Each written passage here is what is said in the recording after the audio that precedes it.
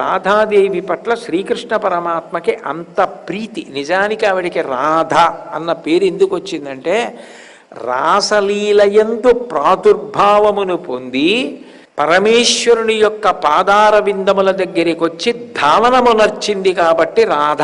రాసలీలలో రా భగవంతుని పాదముల దగ్గర ధావనమునర్చడం, ధా కలిపితే రాధ.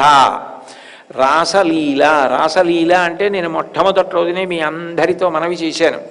ఆ రాసలీల యందు పరమేశ్వరుడు ఏం చేస్తాడు అంటే అందరికీ మోక్ష సుఖాన్ని అందిస్తాడు, ఎంతమందికైనా ఇస్తాడు. అందుకే అంగనామంగనామంతరే మాధవం మాధవం మాధవం చంతరేణంగనా ఇద్ధిమా కల్పితే మండలే మధ్యగ సంజగౌ వేడునా దేవకీ నందన అంటాడు లీలాశుకుడని. అంగన మధ్యలో కృష్ణుడు, కృష్ణుడు మధ్యలో అంగన వలయాకారంలో నిలబడి ఆ రాసలీల చేస్తారని నేను మొట్టమొదటి రోజునే మీతో ఆ కదాచిత్ కాళిందీ తట విపిన సంగీత కవరో ముదా గోపీ నారీ వదన కమలా స్వాదుమధుప అన్నప్పుడు ఆ రాసలీలా వైభవం గురించి శంకర భగవత్పాదులు ప్రస్తావన చేసిన విషయాన్ని వర్ణించాను.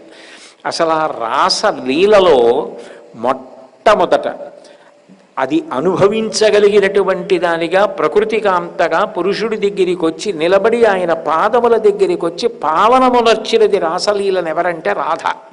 అంటే ఆ శక్తి రూపాన్ని పొందితే రాధ అవుతుంది. అందుకే రాసలీలా వైభవమునందు ప్రాదుర్భావమును పొంది భగవంతుని యొక్క పాదార విందముల యందు ధావనమునొచ్చినదెవరో ఆమె రాధ. అటువంటి రాధాదేవి అని పేరు ఎందుకు వచ్చిందంటే కృష్ణుడు రాధని ఆరాధన చేస్తాడు, రాధ కృష్ణుణ్ణి ఆరాధన చేస్తుంది.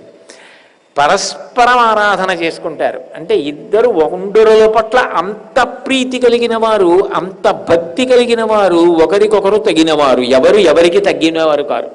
ఇదే పార్వతీ పరమేశ్వరులుగా చెప్తారు. అందుకే శివానంద లహరి మొదటి శ్లోకంలో శంకరాచార్యులు వారు కళాభ్యాం చూడాలంకృత శశికళాభ్యాం నిజతపఫలాభ్యాం భక్తేషు ప్రకటిత ఫలాభ్యాం భవతు మే శివాభ్యాం అస్తోకత్రిభువన శివాభ్యాం హృది పునర్భవాభ్యాం ఆనందస్ఫురదనుభవాభ్యాం నతిరియం అంటారు. నిజతపఫలాభ్యాం ఒకరి తపస్సుకి ఒకరు ఫలమై